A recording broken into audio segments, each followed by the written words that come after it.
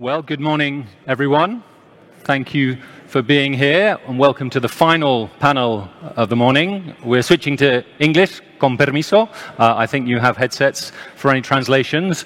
I'm Barney Jobson of the Financial Times, and we're here to discuss the role of global regulators in capital markets. Let me introduce our distinguished panel of 5 regulators from 4 different continents. To my left is Dr. Mohamed Farid, Executive Chairman of Egypt's Financial Regulatory Authority. He's also a board member at the Central Bank of Egypt and chair of IOSCO's Growth and Emerging Markets Committee. Then we have Shigeru Arizumi, Vice Minister for International Affairs at Japan's Financial Services Agency. He's also a member of the FSB plenary and vice chair of the board of IOSCO. Then we have Neza Hayat, who's chair of the Moroccan Capital Market Authority, and in fact started her career here in Madrid. She was the first female general manager of a Moroccan bank, and at IOSCO is chair of the Africa and Middle East Regional Committee. Then we have Russ Benham, who is chair of the US Commodity Futures Trading Commission, which, as you know, is the derivatives regulator. Russ was nominated by President Joe Biden and took the job in 2022. He was previously a commissioner at the CFTC, and before that worked as a senior counsel in the Senate. And last but not least is one of our generous hosts, Montserrat Martinez Parera, vice chair of the CNMV. She's also a member of the board of the Bank of Spain and a member of the governing committee of the Spanish Resolution Authority. So to set the scene, before we get into questions, I want to tell you about an acronym which I learned from the US military. It's VUCK, VUCA, and it refers to volatility, uncertainty, complexity, ambiguity. It's an acronym they started using in the 1990s after the fall of the Soviet Union to describe the world in which they lived then. And I think this VUCA idea is even more appropriate to the world we live in today, from the White House to Ukraine to China to the Middle East. You know, we're living with volatility, uncertainty, complexity, ambiguity. And you can say the same about the rise of cryptocurrencies, cybersecurity, decarbonization, and tragically climate change, as we've seen in Valencia in the last week. These things are disconcerting for investors. They're challenges for regulators, including the people we have sat here, whose jobs are to create stable, secure, safe and reliable markets. So with that in mind, let me get started. Russ, I would like to come to you first. There was an election this week. Donald Trump is heading back to the White House. He's promised to unleash the power of the US economy through deregulation. How do you expect financial regulation in the US to change following this election? Thanks, Barney, for that question. It's great to be here. Look, elections have consequences. I told this to my colleagues yesterday, and I think what's important is we saw this from President Biden, from Vice President Harris. You know, we, including myself, over the next 2 months, going to support a smooth transition to the Trump team. As you mentioned, I've actually worked in a Trump administration. I was a commissioner at the CFTC from 17 to 20 before becoming chair, and I think it is important, above all else, to know that the missions of the agencies will remain the same. And that I know whoever comes into to my chair and the other commissioner spots at the CFTC and other agencies will continue that mission. But naturally, as expected, any transition in administrations will have different views on how to approach regulation, on how to interact with international regulators. I think we have a strong history of building relationships across borders, and we'll see. I think it is too early to tell, and there's a lot of rumors in Washington. There have been actually for quite some weeks who's going to be in these new positions if Vice President Harris or Trump was going to win. What is really unique about this particular election is that you have a sitting president for 1 term, but we were going to have a new president regardless of what happened on Tuesday. So this will be President Trump's 2nd time. A lot of probably familiar faces, some new faces, and we will see what happens over the next couple of months in terms of personnel and policy. Given what we know about Republican priorities in Congress as well as in the White House, is it possible to identify areas where deregulation, financial deregulation, is most likely to advance? I think you've heard a fair amount, and we should talk about this perhaps now or later, but like crypto has been an interesting area of conversation over the past couple months, so I do suspect you'll see some actually, ironically, regulation in that space, because the U.S. has been trying to navigate that area relative to what the market's been doing. In other areas, capital has continued to be, on the prudential side, but an area of discussion within the U.S. But I think it is a little bit too early. Markets have been quite smooth. Putting aside volatility, we've had a lot of instances of global and geopolitical issues. Obviously, I started my time as chair, on the heels of COVID, but market infrastructure, and this is really the panel to talk about this, has actually performed quite well. So I don't think you're going to necessarily see a lot of changes in terms of market infrastructure and regulation, because post-2008 and the global financial crisis, you had a lot of reforms come into place to address and mitigate some of the issues that we as regulators care about, and you mentioned at the top of the discussion. So perhaps some tweaks here or there, innovation, digital assets, thinking about larger macroeconomic issues with rates changing and continuing to cause a stress in economic growth. Those are going to be the more, I think, poignant issues that the new set of regulators and policymakers will have to address. Great, thank you. Let's switch to the Middle East. Chair Farid, I'd like to ask you about that. The Israeli-Palestinian conflict is continuing to rage. There's concern that it could escalate. If we think about markets, if we think about market infrastructure, as Chairman Behnam mentioned, how have markets weathered this so far? What risks do you see? Well, thank you for this tough question, I have to say. So maybe we take it a couple of years back, and then we reach the point of the regional conflict that we are overseeing in the Middle East, basically. The issue started even with the Russia-Ukraine war, whereby markets at that point of time did not perceive it immediately as something benign, which is very much common sense. You have issues that are happening, lives that are being lost.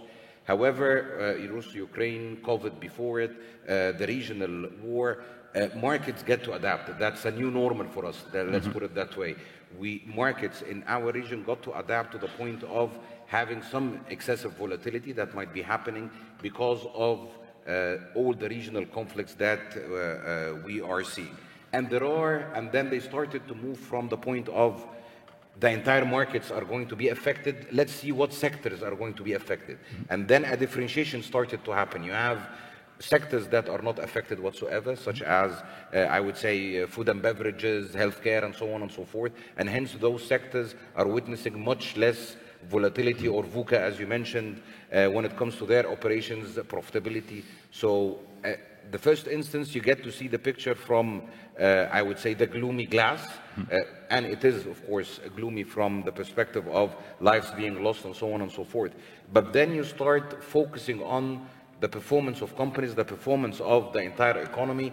And after you weather the storms associated with high wheat prices, for example, they had a detrimental effect on economies in our region that are major importers of wheat, for example. So once you pass this storm and you pass the repercussions associated with these international prices and so on and so forth, you found investors starting to focus solely on company performances and on country's performance from a rating perspective. What are the yields that are being provided on fixed income securities for fixed income investors? And of course, part of the volatility that has been, I would say, triggered in our markets or in the region was driven by portfolio investors being eerie about what is happening in the markets, so exiting in the first instance, and then they start coming on a gradual basis after things not settled, but at least became much more clear compared to the initial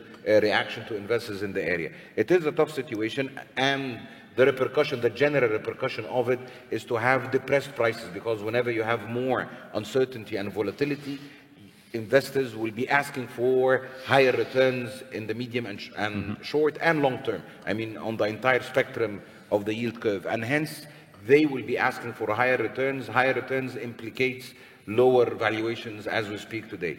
But all of this, as I mentioned, is very temporary. It is related to the immediate effect of wars, conflicts around the region. But once people start to realize that this conflict either is contained or partially contained, because it doesn't have to be contained, but partially contained, they get to look into the fundamentals. So you go back to basics after the weather, I would say, passes a little bit, after the storm passes a little bit, you go back to basics again and start looking into fundamentals of companies, fundamentals of countries, not only companies, because initially any investor would have a top-down I would say, approach of analysis regarding what is the economy performing in terms of a country, and then you have the confidence that the performance is quite well.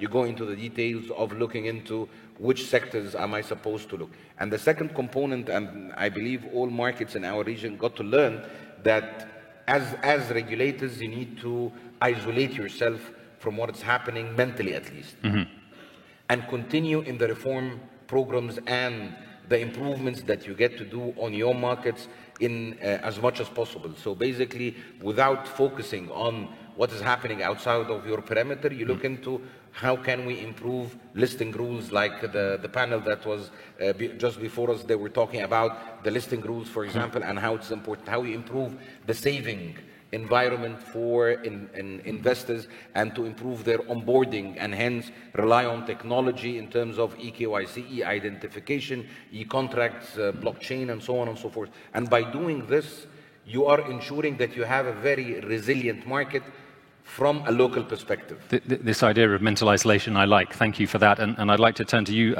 Vice Minister Arizumi, to ask a little bit about more global trends. We know that for many years, market regulators have been pushing for more cooperation, more harmonization. But in the political world, things are perhaps moving in a different direction: deglobalization, protectionism, fragmentation. In that context, is it still realistic to push for more harmonization and cooperation? I think that, thank you very much for the question. I think this is a very challenging environment. I think that from a regulators and supervisors' view, I would say that we should continue to work together, but also be mindful of what is happening in terms of geopolitics. Of course, we should strive to ensure, depending on this is a mandate of respective, of course, authorities, we should strive for to ensure financial stability. And in that regard, I think collaboration and cooperation is very important. But on the other hand, if you look at what has been discussed at the previous panels, what is happening at in the European level, I think there's more and more sort of perception that collaboration to promote markets, the capital markets, will be much more important.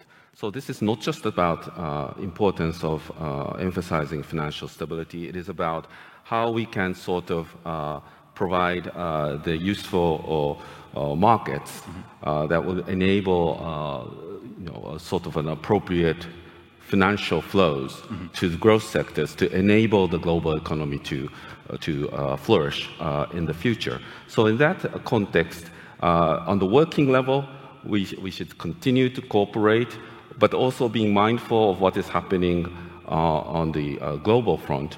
And because in the end, financial regulators and supervisors would need to take into account the evolving environment in the global context, and we cannot escape that. We have to be mindful of that. We have to adapt to this. But I think collaboration and cooperation, not only on financial stability, but in order to enable a more sustainable growth in the global economy, will be very important. Thank you. Vice Chair Martinez, I'd like to ask you about Europe, but more generally, what's your view on that last question? Do regulators need to adapt to this more fragmented world? Yes, of course. Oh, that's very loud. Sorry. Yes, I totally agree with what has been said, but I also will say that the challenges that we're facing couldn't be more global. I mean, we were just discussing this yesterday and today. All of us, either the securities regulators, but also companies, we're facing the same challenges. And of course, climate change, and digital transformation, artificial intelligence. So we need a common response. We need to enhance this cooperation and this collaboration. And then there are other dimensions. There is this political dimension that, of course, it will go towards fragmentation, but I think the capital market is another area where we really need to stress the interaction and the collaboration. Thank you. So in that context, let me ask about Europe. There's a debate here centered on the European Securities and Markets Authority. There are those who argue that it should have more powers, more competencies.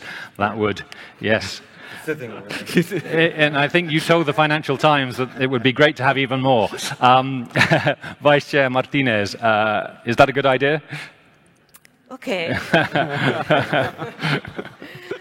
So let me just say that what is very important is precisely also what you mentioned, the need to boost capital markets. It was mentioned in the panel, in the previous panel, but there's definitely, it's an urgent the need for us, for all of us. It's not just Europe, it's global, but that's the case. And I think that we have this political momentum, and we have to seize this opportunity and do it also. I like this new approach from capital markets union to savings and investment union. It has this more investor-centric, no? It's more focused to investors. So having said that, one of the measures that is on the table is having a stronger ESMA. And I have to say, I firmly believe that having this stronger ESMA is the only way to go. And I'm very happy and very pleased to say this with Verena Ross, the chair of ESMA, here with us today.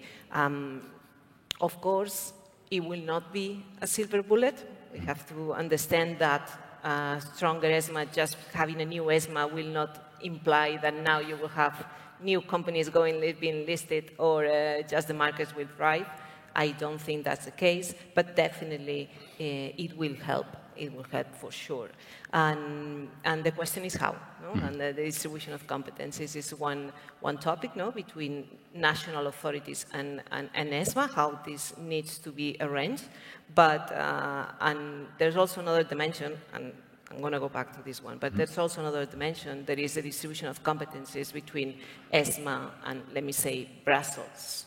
Because if we want a European supervisor that has the powers that we need in order to be effective and to have efficient functioning markets, we need also to have a supervisor that has the flexibility that requires this capacity. And that means that sometimes the regulation that we have at level 1, what we call level 1 in Europe, is too much detail, and it should go into more principle-based, and ESMA should have the capacity to develop some regulatory technical standards. This is something that has been published in a report by ESMA to how to improve effective supervision, report that the chair of the CNMV, Rodrigo Bonaventura, also participated in the team.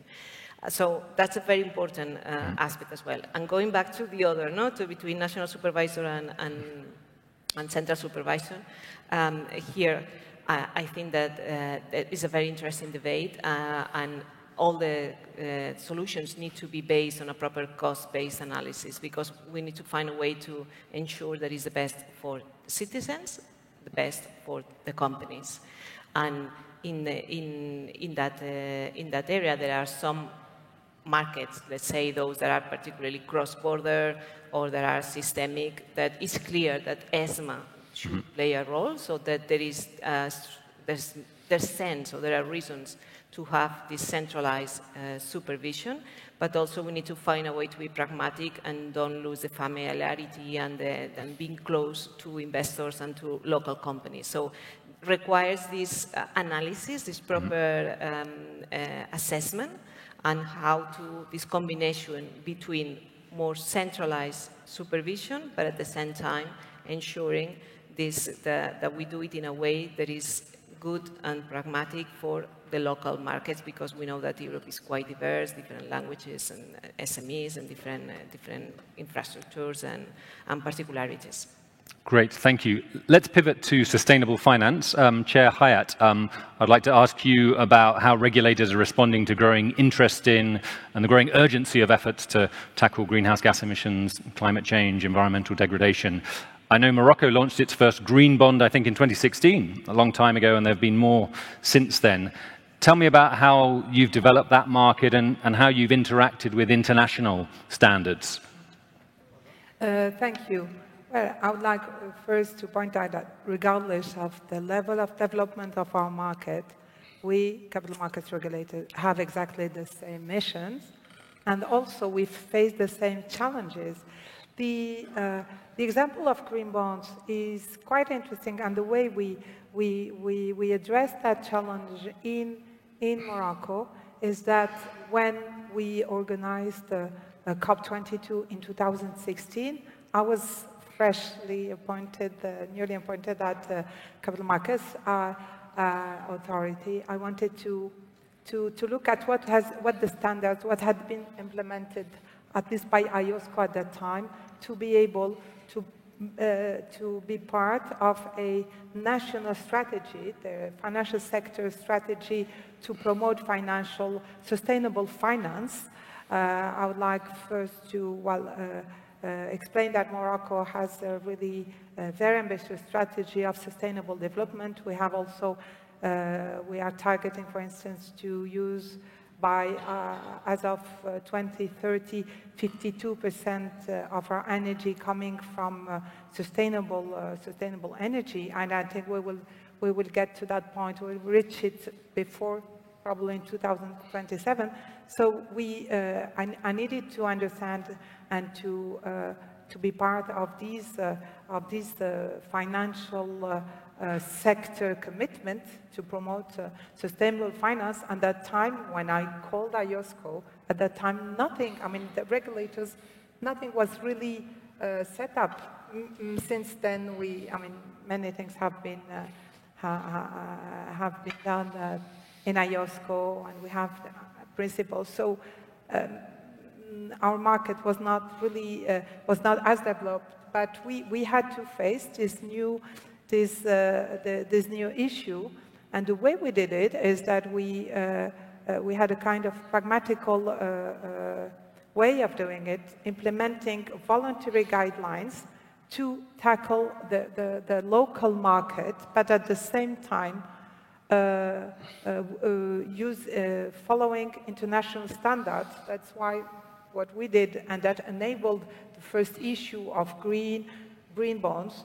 We published this guideline with IFC from day one to ensure that we will be following and using all international standards in order, for instance, to avoid misunderstanding or greenwashing or not. Mm-hmm. So this is how we started, and with voluntary guidelines, then we then change our legislation and our rule book to integrate many things regarding sustainable bonds, and also to work on transparency and the quality of information. We're about among the first regulators to make mandatory the ESG report in 2019. So although we're in an emerging market, mm-hmm. with new issues, we are more or less at the same level that other markets. Okay. And the way we did it, when we had to do it in urgency, but also with the help of IFC, the way we did it has been an example for other countries, especially in the African continent, and whom we shared with, but also in Eastern Europe, we shared our experiences to follow. And since then, we're very committed in all task force regarding sustainable finance, and always try to be among the first to adopt the international standards. Yeah, and that lesson sharing, really important. Thank you. Chair Benham, let me come back to you. In sustainable finance, as in so many areas, the US is a pace setter. I was in Washington a few years ago under the Obama administration. Effort globally really accelerated on sustainable finance. It slowed down in the first Trump administration. It picked up again under President Biden. Is there a chance that momentum might dwindle under a new Trump presidency? Yeah, I mean, certainly there's a chance, and I would, if you think about the accomplishments that President Biden has made, mostly through legislative efforts, Inflation Reduction Act, and some of the other efforts to stimulate growth and transition to renewable energy sources. And even at the regulators, there's been efforts at the Securities Exchange Commission. We did something at the CFTC on voluntary carbon markets. our Environmental Protection Agency. So a number of very positive outcomes over the past 4 years, but certainly I think in a Trump administration, probably not inconsistent with what you said when President Trump was first in the White House in 2017. You're going to see a little bit of a reversion on both some of the policy from Congress, but also from the regulatory agencies as well. Yeah. So you mentioned voluntary initiatives. There's a debate, Dr. Farid, between voluntary initiatives versus mandatory initiatives. Egypt has a voluntary carbon market, I think. Is that a stepping stone to a compulsory carbon market, or is that the end goal in itself?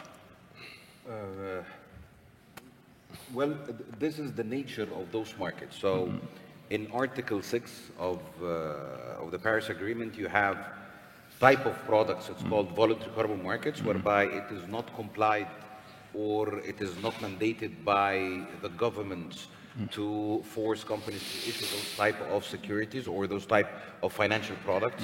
Why am I saying? Because we consider it as a financial product in our jurisdiction. And you have some other types of financial instruments or instruments, you name it, that are considered part of the compliance market. So it depends on the nature and which approach does the government want to take. But the debate that you are mentioning, I believe, or alluding to, is related to how much voluntary should this market be. Should we leave it on its entirety to NGOs to decide on, for example, the rules of the projects that are allowed to have carbon credits?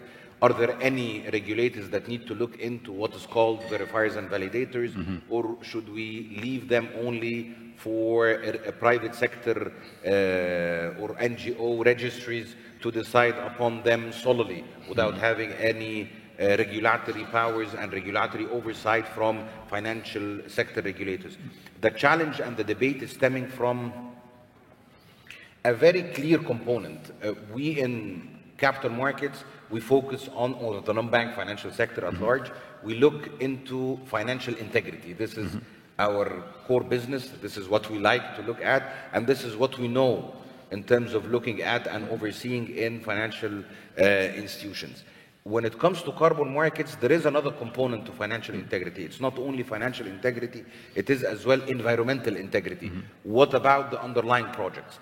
We have a very clear stance at IOSCO, and the perimeter that we are fighting for is quite, I would say, variable, but with a very small scale in terms of variability. So underlying environmental integrity has to be relied upon on environmental regulators. That is a no-brainer, and we need to stick to our story when it comes to that component. However, everything else, when it comes to the verification and validation, do we have the authority, or should we have the authority to investigate if a verifier or validator have done something that led to a misconception towards the financial instrument? I believe yes. Right. So even in voluntary markets, you think regulators should have that authority? And we took that authority and we considered carbon credits as a financial instrument, but not on the underlying projects. Again, I'm very clear. Underlying projects, it is about environmental integrity, and it is not financial sector regulators that are going to be looking at. But in terms of conflicts of interest, yes, we can be having our rules on conflict of interest to decide upon. You cannot be doing everything as being a registry, a carbon registry, a producer of a methodology, and a verifier and validator. Come on, that doesn't make any sense to be doing the three components together, and hence conflicts of interest needs to be addressed when it comes to regulatory frameworks. And this is basically what we have done to give certainty to investors and comfort to investors that there is a regulator that is looking into the other components apart from the environmental integrity. Why is this important? Because we believe at the emerging market levels that voluntary carbon credits and carbon markets are a very important tool that completes the array. So what my colleague Nezha mentioned here about having regulatory framework for bond and green bond issuances.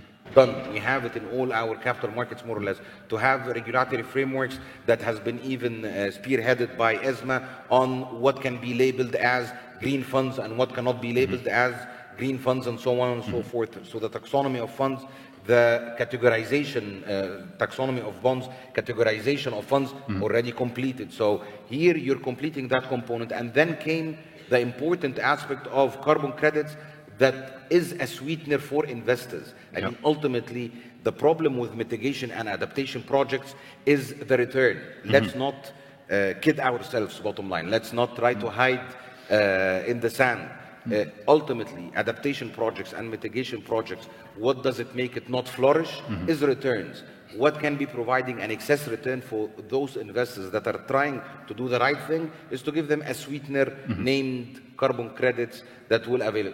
But the problem with carbon credits is that you need to give confidence to investors that these type of financial instruments, or in some other jurisdictions, I know Ross would consider them as a commodity, and we have this debate all the time. I tell him, how can you have a commodity that have two different prices like that, even though that they are standardized? So it's one carbon credit, 1 ton of carbon dioxide, it cannot be having a $3 and a $15 or $30 or $40. So we have always this debate, but it is considered in the US as a commodity. We and some other jurisdictions consider it as a financial instrument because the intricate differences of the underlying projects make a difference. Right. There are some projects that do tailor for women empowerment, poverty alleviation, more jobs, in addition to reducing carbon dioxide emissions.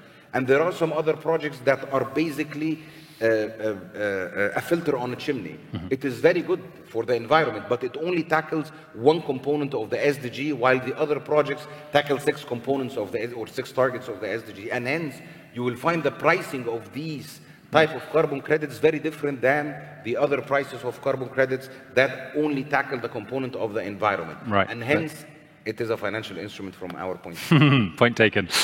Jer Hayat, let me come to you. We're going to pivot to talk about market concentration globally. One tendency we've seen in recent years is that the biggest markets keep getting bigger, the US chief among them. Even centers like London are kind of losing business to the US. In that context, how do smaller markets in Africa and the Middle East stay relevant, and what role do they need to serve in the system? Well, first, clearly, I mean, our markets are not that big. Not only given, well, the size of the economies, which are, I mean, they're completely different if you talk about Africa or Middle East. So I'll rather talk about the African continent. The thing is that, I mean, different size of economies, but what is clear is that the role of the capital markets is not yet as important as it should be to address growth in all these countries. For instance, in Morocco, let's say that 15% of financing comes from capital markets, which is 15 is not really what we would target, something around like Europe, 35 or 40%, but it needs a global it needs will, which nationally in Morocco we have, and then our new development model, capital market has been seen as a priority for the next years to finance the development and the growth of the economy. So when it comes to, of course, our markets, so how do we address the integration of all these markets? We address them by having a harmonized, the same understanding of the rules of the market and having harmonized rules. And this is, for instance, the role of a regional committee, such as the one I am sharing, but we also have bilateral cooperation within the continent to be able to present to the international investors that have, of course, different sizes that look at a continent, to convince them that we have very harmonized and very similar rules. The other specificity of our continent is that we're young. It's youth, which means youth and also many challenges of financial inclusion, which means that we have to tackle innovation as well, and to be innovative not only by looking at the instruments that already exist and in in other markets and adapt them to our market, but also to look at the specificities of our countries, the population, and to prioritize the financial instruments. For instance, a priority in fintech that we have addressed is crowdfunding. Might be because it will really help young entrepreneurs or entrepreneurs to finance quickly in a regulated environment. I mean, crowdfunding, and to get capital easily. Thank you. Let me come to you, Arizumi-san. Japan is obviously a big center. You're collaborating and cooperating with other regulators, as we mentioned, but you're also competing because you want businesses to raise capital in your markets rather than elsewhere. So what's Japan's unique selling point? How do you win that? Thank you. Yes, I listened very carefully to the previous panel. It was very interesting. In Japan, we have suffered from deflation for 3 decades. So, which means that getting out of deflation is a top priority for us. And what we are doing right now is promoting Japan as a leading asset management center. The rationale behind is because we are a bank-dominated system, also with 3 decades of deflation. 60% of household assets is actually in savings, which means about 7 or 8 trillion US dollars. So first, we need to mobilize these savings into investment. And what we have done is we have totally revamped our tax-exempt scheme for retail investors. We have drastically raised the amount of tax credit they can receive. And with that, we have also coupled that with financial literacy initiatives, because people are not used to investing. They were used to saving. So we've also established a public-private organization, public-private partnership organization, which provides comprehensive financial education to make sure that the retail, the household know what they're doing. At the same time, we have also legalized what we call the fiduciary duties. We were on a principle base, but now we are becoming more prescriptive on this front. And the FSA has also announced that we will monitor how the broker-dealers of the financial institutions will do. So that is on the retail front. Yep. On the corporate front, we have depends on how you count it, 2 or 3 trillion US dollars in cash and reserves in the corporate sector. Right. And we have been accelerating the corporate governance reform in Japan right now. We have used to emphasize about form, about setting up appropriate committees, having independent proportion of independent outside directors and so forth. But now we're trying to focus more on the substantive side, trying to make sure that there will be effective engagement between investors and the senior management of corporates. So we're working on that. We're also working with a stock exchange. The TSE, the Tokyo Stock Exchange, has requested all the prime listed companies, the first section sort of, to come up with plans with specific numerical targets to better efficiate their business operations, and to disclose the plan and to monitor the plan annually. And 90% of the prime listed companies have already disclosed or are under considerations to disclose. This is relevant because if you look at equity prices, for those who have disclosed and those who have not disclosed, there's a significant difference already. So the investors take this seriously in terms of looking at their investments. Also, we have been encouraging corporates to do away with sort of cross-shareholder to cross-shareholdings to better their management. So if you go to savings to investment, then how do you put these money into work? That's where the asset management center comes in. And Japan has been deprioritizing this because of a bank-dominated system and also with 3 decades of deflation. So it didn't make sense to have a very vibrant asset management sector. So what we are doing are 4 things. Number 1, we are encouraging all the mega banks, the large financial groups who have an asset management arm to reprioritize what they're doing in terms of promotion, in terms of remuneration, in terms of prioritization within the group. So we're asking them to come up with plans, which they have disclosed already. Number two, we're encouraging foreign asset managers to come to Japan, setting up special financial and asset management zones with living, to incentives to better the living and business environment. Number three, we're supporting emerging asset managers who don't have any track records. So we have what we call the Emerging Managers Program, which looks to sort of provide the seed money so they can operate, and also also have deregulation, so they don't have to obtain licenses coming up with a full service, including like legal compliance services systems, so they can outsource those and they can concentrate on what they do best, which is asset management. In the end, the most important challenge for us is how to encourage asset owners to make sure that the asset managers do their job. And here's the challenge, because the private pension funds range from very large ones to very small ones. So it's very difficult to sort of say, because their capacity is quite different. But we have come up with what we call the asset owner's principle, which focuses on governance, which focuses on transparency, which focuses on obtaining necessary human resources.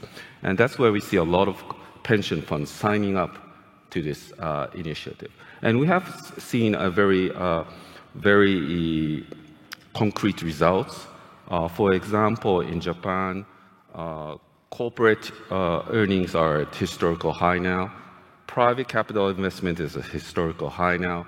We have seen wage increases exceeding 5% for large corporates, 4% for SMEs, which is unheard of in Japan because we had like 0 or 1. So it has been gaining a lot of attention. And I think we are working in the direction that we are feeling more comfortable that we may be getting out of deflation after all these years. Thank you. I want to turn to cryptocurrency. Vice Chair Martinez, let me come back to you. At the end of this year, the MiCA regulation in Europe is going to come into force, a new crypto regulation framework. How do you think that's going to change the crypto markets here? It's not an easy question, and also would like to hear from us as well. But, well, it's a game changer, of course, because we are coming from having basically nothing, just some basic regulation in terms of money laundering, etc., to a proper regulation of crypto assets. I think that Europe has been a pioneer in that sense, regulating the whole value chain of the crypto assets. But I cannot tell you, I don't know how it's going to evolve. What I can tell is how I would like this to be. And I think there's a unique opportunity, having this new regulatory framework, for the market to evolve and to really find a way to use the technology that they have to really offer value to the economy, to find a way to connect with the real economy, to finance projects, to finance companies, and not being just what we have seen so far, basically, and I'm simplifying, but you understand what I mean, that just some speculative movements or basically some assets that don't have any intrinsic value. So I think that there is a unique opportunity for this to happen. Having said that, we need to be very aware that MiCA is not a panacea. Also, the protection that the new regulatory framework offers to investors is lower than the one that they have right now with other financial instruments, such as if you invest in an investment fund or shares in a company. So it's a different level of protection. Or there's not a guarantee fund behind, for instance, is another example. So this is something that we, as a security regulators in Europe, need to find a way to send that message to the citizens, and it's not going to be easy. And also, we know that the market has its own dynamics, very cross-border, has its own challenges in terms of how it works, and it's very reacts to changes in narratives, and things can just move from one way to another. And also in Europe, we are having as well, we're starting to have this debate of if we need MiCA 2.0. So Okay. we are starting also with this, because it's true that there are areas that are not covered by MiCA. So it's definitely a challenge. We at the CNMV, I have to say that we are ready for this new environment. We have been in contact with companies, with the different stakeholders. We have even published a manual to facilitate the authorization process. But as I was saying, we have to stay very vigilant and see how this evolves. And Chair Benham, in the US, I think crypto regulation is still up in the air. How would you describe it, and what do you see as the outlook? Yeah, I think at this point with the election, there might be some effort in the next month or two to get legislation out of Congress, but probably a challenge. But I think in the next administration, you're going to see and in the new Congress as well, a lot of shifts in the elections as it relates to majorities in the U.S. Congress. So I do think you're going to see legislation. I've personally said this, the unique dynamic of the U.S. is we have a lot of regulators, both on the prudential side, and then we have 2 regulators on the market side, which is extremely unique. And unfortunately, that creates arbitrage opportunities. And as sort of Mohammed was pointing out on the carbon market side, these existing statutes or laws that we have, as you see emerging technologies and new financial assets, they fall into these, antiquated, sometimes legal structures. So for the past 3 or 4 years, maybe even 6 or 7 years since I was a commissioner, I've, as a commodity regulator, have identified, a number of these tokens as commodities and essentially being unregulated or falling within a regulatory vacuum. Momentum has shifted. There's continued to be a sustained interest in the assets in the U.S., growth from the production side and the sort of innovative side. And I think just a little bit of caution from legislators and policymakers, some at least, about whether or not to regulate it. This idea of legitimacy comes naturally with regulation. I get it. But I think as regulators, we also appreciate that, at least from a U.S. perspective, on the enforcement side of the ledger, the numbers have been quite staggering, right? And Monza pointed this out, but certainly 2022 comes out as a notable year in terms of failures, whether it was FTX and some other entities. But now momentum has shifted, and I think there's been a number of efforts in Congress to write bills. They just haven't gotten across the finish line, right, both in the House and the Senate. And this is just time and evolution.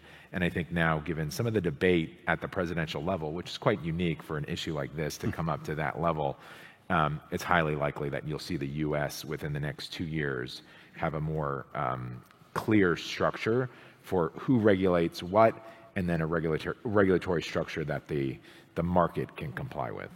Thank you. We're going to try and squeeze in a couple more questions in the time we have remaining.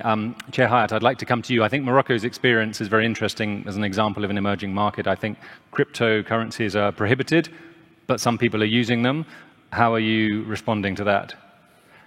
So clearly, we have no crypto platform based in Morocco, and it is prohibited. So we started by warning, together with central bank, warning that it was not protected. It was not regulated, so it means that investors were not protected.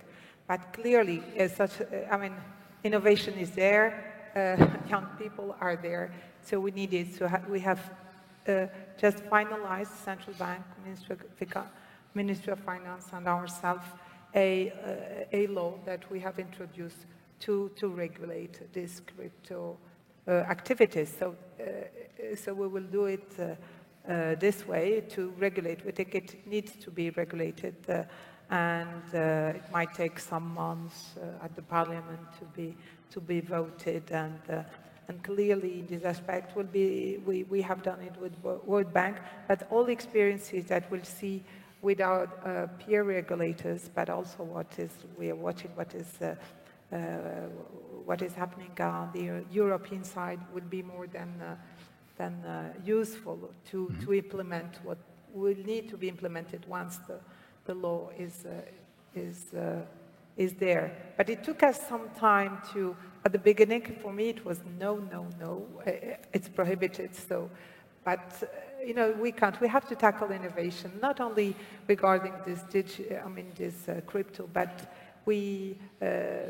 fintech. We not only to work on promote financial inclusion, but to give a response to these new generations that obviously need things to be done differently. They have just their mobile, but not only on the banking side, but we have to adapt ourselves, but at the same time that we have to promote more financial literacy to make sure that investors, no matter how, understand what they're doing. So thank you. Final question for you, Dr. Farid, on artificial intelligence, a change in tack in the short time we have remaining. Artificial intelligence is driving more trading in the markets. What issues does that raise for regulators, and can they respond using artificial intelligence themselves? Well, artificial intelligence is the name of the game. I mean, it is going to happen, and it is happening from a trading perspective. So as we can remember, we had the high-frequency trading, the HFTs. We had plenty of aspects that are relying on technology. Now, artificial intelligence came into the process of the decision-making itself of analytics pertinent to the companies, analytics pertinent to the portfolio, and which asset allocation should be done. So definitely in terms of market usage is going to happen. And we as regulators, this is the one area that I have to say that we don't have to know everything about it. I mean, usually we get to assume as regulators that we know everything. So we try to say this is how you do corporate governance, this is how you do whatever pertinent to auditing. But when it comes to artificial intelligence and technology, I believe this is an area where we will have to learn as regulators, and the market will have to learn, and we need to teach each other. Right. There will be aspects that we do not envisage as areas whereby AI can be having some penetration in terms of the trading itself as an algorithmic trading, and to be backed by AI. So it will require some knowledge and tolerance from market participants and regulators, from each other, to understand how this thing can go, to what extent, and how we need to protect investors with, because when you don't have AI when it comes to trading and so on, you know who to blame or who to go to when there is a problem when trading, when there is a suspicion towards insider trading or front running or whatever. But when you have AI and it is the machine and it tells me here time's up, but if you have the machine doing it's run by artificial intelligence. Exactly. So if you have the machine doing it on your behalf, you wouldn't know who to blame exactly. So it is tough, but regulators, and we have plenty of interventions at the IOSCO level and at the local regulations on how to use technology, how to use AI, and what are the parameters of AI that are accepted, because AI as well has plenty of, I would say, parameters or examples. You have uncontrolled AI whatsoever, and you have controlled AI, whereby you put some parameters and the AI would think within those parameters. So there are areas that we might be having some intervention and putting some constraints, but definitely it is one area we as regulators can rely internally in our day-to-day work, and as well market participants are doing. On-the-job learning, as you say, and tolerance between market participants and regulators. That sounds like a positive note to end on. So thank you to all our panelists. We've had insights from all over the world, so it's been a great session. I'm shortly going to invite Rodrigo Buenaventura of the CNMV onto the stage, but before we do that, let's give them a round of applause.